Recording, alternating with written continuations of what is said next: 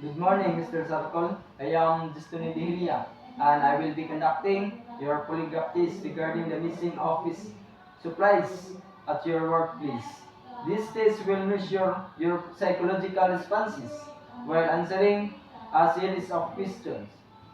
Please answer only with yes or no.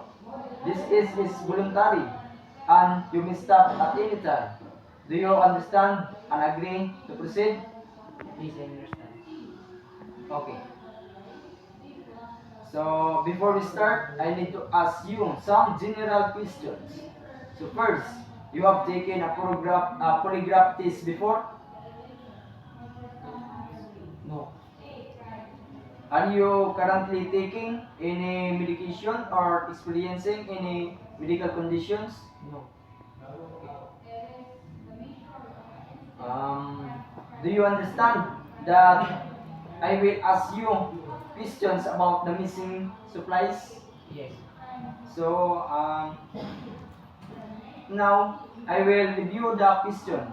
I will ask during the test. Let me know if you have any concerns. So is your name Lemon Circle? Do you work at company name? Where do you inside the supply room? Ay, balik sa okay. Is your name Mr. Raymond Cisarcon? Yes. Okay.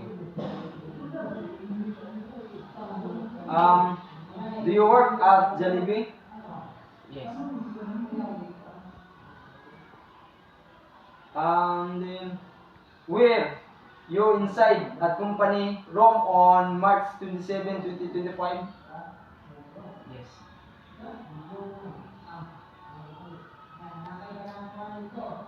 Did you take any office supplies without permission? No. Do you know who took the missing items? No. Are you telling the truth in this case? Yes.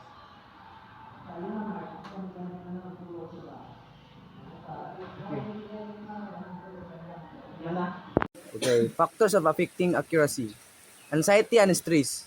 Nervous individual may exhibit psychological change similar to deception. Baseline error.